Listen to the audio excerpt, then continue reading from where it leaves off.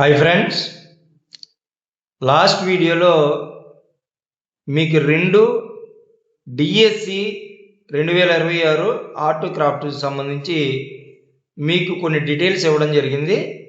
అయితే ఈరోజు వీడియోలో ఆర్ట్ క్రాఫ్ట్కి సంబంధించి సిలబస్ పేపర్లో అంటే 2018లో ఎగ్జామ్ కండక్ట్ చేసినటువంటి ఆ పేపర్స్ మోడల్ చూపిస్తున్నాను మీకు. ఈ మోడల్ దేనికోసం అంటే అసలు డ్రాయింగ్ పేపర్ అనేది ఎలా ఉంటుంది అని తెలియడం కోసం.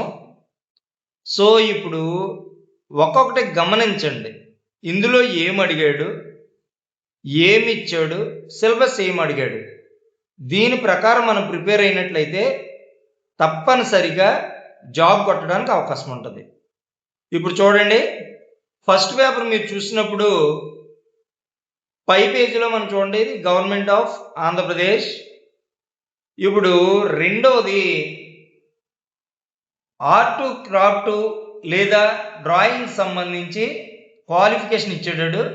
ఈ క్వాలిఫికేషన్లో మీరు అబ్జర్వ్ చేస్తే తప్పనిసరిగా మీరు board of intermediate examination pass అయ్యి ఉండి టెక్నికల్ ఎగ్జామ్స్ కానీ ఫైన్ ఆర్ట్స్ కానీ పాస్ అయ్యి ఉండాలి. ఇది క్వాలిఫికేషన్ సంబంధించింది. ఇకపోతే ఎగ్జామ్లో ఏమి ఇచ్చాడంటే మీరు గమనించండి, ఇక్కడ జనరల్ నాలెడ్జ్కి సంబంధించి 5 మార్క్స్, కరెంట్ అఫైర్కి సంబంధించి మరొక 5, అలాగే పర్స్పెక్టివ్ ఎడ్యుకేషన్ ఇక్కడ 5 ఇచ్చాడు. అలాగే సైకాలజీకి సంబంధించి 5 మార్క్స్, అంటే GK general knowledge, current affairs సంబంధించి ఈ 2 కలిపి 5 మార్కులు, పర్స్పెక్టివ్ ఇన్ ఎడ్యుకేషన్కి 5 మార్కులు, ఫిజికల్ ఎడ్యుకేషన్కి 5 మార్కులు. ఇక్కడికి మనకి 15 మార్కులు వచ్చాయి. నెక్స్ట్ ఇక్కడ లాంగ్వేజ్ ఎబిలిటీ ఇచ్చాడు, అంటే మన తెలుగు కాబట్టి తెలుగు సంబంధించి సందులు సమాసాలు లేకపోతే పర్యాయ పదాలు దానికి సంబంధించిన గ్రామర్ ఏదైతే ఉందో దాదంతా కూడా 15 మార్కులకి ఇవ్వడం జరిగింది. ఇక లాస్ట్ జాగ్రత్తగా గమనించండి, మన జనరల్ మెథడాలజీ ఉంది, ఇది మొత్తం 70 మార్కులకు ఉంది. అంటే పైన ఉన్నటువంటి 15, తెలుగుకి సంబంధించి 15 కలిపి 30, జనరల్ మెథడ్ 70, ఆ 30 కలిపి 100 మార్క్స్ మొత్తం కలిపి. క్వశ్చన్స్ మాత్రం 200 ఇస్తాడు. 200 క్వశ్చన్స్కి 100 మార్క్స్కి పేపర్ ఉంటుంది. సరే, ఈ పేపర్కి సంబంధించి జనరల్ నాలెడ్జ్ కానీ కరెంట్ అఫైర్స్ దేని నుంచి ఇస్తున్నాడో జాగ్రత్తగా గమనించండి. ఇక్కడ ఈ పై దాంట్లో ఇచ్చాడు, ఇది ఒకసారి చూసుకోండి. రెండవది పర్స్పెక్టివ్ ఇన్ ఎడ్యుకేషన్, ఇందులో డిఈడి కానీ డైట్ సెట్ మనకు తెలిసిందే. ఇందులో తెలుగు అకాడమీకి సంబంధించినటువంటి బుక్స్ చదవమంటున్నాడు. అలాగే ఎడ్యుకేషనల్ సైకాలజీకి సంబంధించి 2010-16 డిఎడ్ తెలుగు అకాడమీకి సంబంధించినటువంటి బుక్స్ మీరు చూసినట్లయితే ఈ సైకాలజీకి సంబంధించి ఇవ్వడం జరుగుతుంది. తర్వాత తెలుగుకి సంబంధించి మనం గ్రామర్ అనుకున్నాం. ఈ గ్రామర్ దేని పర్పస్ ఇస్తాడంటే 8th క్లాస్ లోపులో ఏదైతే ఉందో సిలబస్ దానికి సంబంధించినటువంటి గ్రామర్ ఇవ్వడం జరుగుతుంది.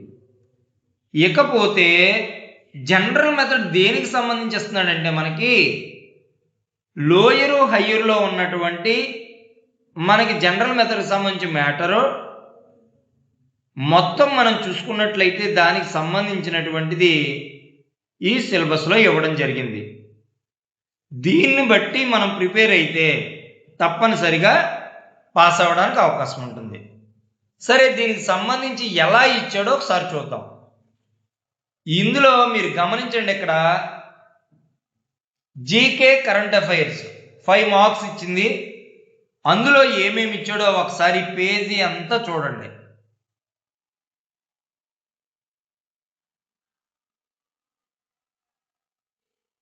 ఇప్పుడు నేను రెండో పేజీ చూపిస్తున్నాను, జాగ్రత్తగా గమనించండి. ఇందులో పార్ట్ 3కి సంబంధించి చూడండి. ఎడ్యుకేషనల్ సైకాలజీ ఇచ్చాడు. వాడు ఏమి ఇచ్చాడో జాగ్రత్తగా గమనించండి. మీరు క్రింద అబ్జర్వ్ చేస్తే పార్ట్ 4లో తెలుగుకి సంబంధించి 15 మార్క్స్ ఇచ్చాడు. అందులో జాగ్రత్తగా చూడండి. కవి పరిచయాలు, పాత్రలు, ఇతివృత్తాలు, అలాగే సందర్భాలు, అలాగే నేపథ్యాలు, విద్యా ప్రమాణాలు.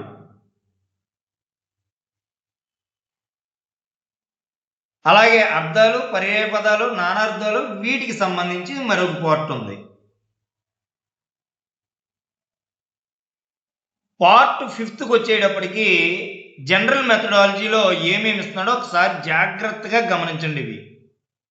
ఇవి టెక్నిక్స్ అడిగాడు. పెన్సిల్లో రకాలు, ప్యాస్టల్స్లో రకాలు, చార్కోల్స్ అంటే ఏంటి, స్కెచ్ పెన్స్ అంటే ఏంటి, లేదా డ్రాయింగ్ అంటే ఏంటి, నేచర్ డ్రాయింగ్ అంటే ఏంటి, నేచర్ డ్రాయింగ్లో ఏమేమి కలర్స్ ఉంటాయి. తర్వాత జాగ్రత్తగా గమనించండి. అందులో హ్యాండ్ మేడ్ పేపర్ అంటే ఏంటి, ఆయిల్ కలర్ షీట్ అంటే ఏంటి, క్యాన్వాస్ బోర్డ్ అంటే ఏంటి, అంటే షీట్స్ డ్రాయింగ్ సంబంధించి మెటీరియల్ సంబంధించి వాడే పేపర్స్ బోర్డు అడిగాడు. తర్వాత పెయింటింగ్స్లో ఏమేమి రకాలు ఉన్నాయి, కొన్నవి పోర్ట్రేట్స్ అంటే ఏంటి, ల్యాండ్స్కేప్ పెయింటింగ్స్ అంటే ఏంటి, స్టిల్ లైఫ్ అంటే ఏంటి, వీటి మీద కొన్ని అడుగుతున్నాడు. తర్వాత అప్లైడ్ ఆర్ట్స్కి సంబంధించి జాగ్రత్తగా మీరు చూస్తున్నట్టయితే రకాలు మనం ఏమైతే వాడుతున్నామో అడుగుతున్నాడు. ఇందులో చూడండి, పోస్టర్ కలర్స్ అంటే ఏంటి, ఇండియన్ ఇంక్ అంటే ఏంటి, డ్రాయింగ్ షీట్స్ ఏమేమి ఉంటాయి, ఇలాంటివన్నీ కూడా దానికి సంబంధించి కూడా అడుగుతున్నాడు. నెక్స్ట్ డిజైన్స్లో రకాలు ఎన్ని ఉన్నాయి, పోస్టర్ డిజైన్స్ కానీ, జామెట్రికల్ డిజైన్స్ కానీ, జనరల్ డిజైన్స్ కానీ, ఈ డిజైన్స్ ఎన్ని రకాలు ఉన్నాయని అది అడుగుతున్నాడు. తర్వాత మెటీరియల్, ఏం మెటీరియల్ యూజ్ చేస్తామన్నది మరొకటి ఇచ్చాడు మనకి. తర్వాత క్లే మౌల్డింగ్, ఒకవేళ శిల్పాలు చెక్కినట్టయితే అందులో రకాలు ఉంటాయి, plaster of Paris, clay moulding, అలాగే బ్రాంజ్ కాస్టింగ్, ఇలాంటివన్నీ కూడా అందులో అడగడం జరుగుతుంది. ఇక లాస్ట్గా మనం గమనించినట్లయితే history of art. History of ఆర్ట్లో మీకు చాలామందికి తెలిసిందే. అందులో మనకు రకరకాల శిల్పాలు ఉంటాయి, అలాగే ఏరియాస్ ఉంటాయి. అంటే ఫర్ ఎగ్జాంపుల్ హంపి, ఖజురహో, అలాగే కోనార్క్, ఇలాంటి టెంపుల్స్ గురించి అడుగుతాడు. ఆ నెక్స్ట్ ఇంకోటి ఏంటంటే గ్రేట్ ఆర్టిస్టుల గురించి కొంతమందిని అడిగాడు. ఇక్కడ మీరు గమనించండి, ఎంఎఫ్ హుస్సేన్ కానీ, అలాగే రాజా రవివర్మ కానీ, ఇలాంటి గ్రేట్ ఆర్టిస్టుల గురించి కూడా ఇవ్వడం జరిగింది. తర్వాత అదే మనకి చూసేటప్పటికి సైకాలజీకి సంబంధించి ఏమేమి పార్ట్స్ అడుగుతున్నాడు, ఇందులో ఏమేమి రకాలు ఉన్నాయి, లేకపోతే ఫిలాసఫీకి సంబంధించి మెథడాలజీ, ఇవన్నీ మనం ఇందులో చూడొచ్చు. ఇప్పుడు నేను చెప్పిన పెయింటింగ్స్ అన్నీ కూడా లేకపోతే రకాలు కానీ మనకి ఇచ్చిన మోడల్ పేపర్లో మీకు వివరంగా చూపించాను. నేను గమనించండి, నేను ఒకసారి ఏమీ లేదు, మన మోడల్ ఒక్కసారి చూసుకున్నట్లయితే దీని మీదే డిపెండ్ అయి ఉంటుంది. First general knowledge, current affairs 5 marks ఉంటుంది, 10 క్వశ్చన్లు ఉంటాయి, జాగ్రత్తగా చూసుకోండి. రెండోది పర్స్పెక్టివ్ ఇన్ ఎడ్యుకేషన్లో 5 మార్క్స్ ఉంటుంది. సైకాలజీకి సంబంధించి 5 మార్క్స్ ఉంటుంది, మొత్తం 15 మార్కులు. అలాగే తెలుగు ఎబిలిటీకి అంటే మన లాంగ్వేజ్ ఎబిలిటీ చూసుకున్నట్టయితే 15 మార్క్స్, పైన 15, ఈ యొక్క 15 30 మార్క్స్.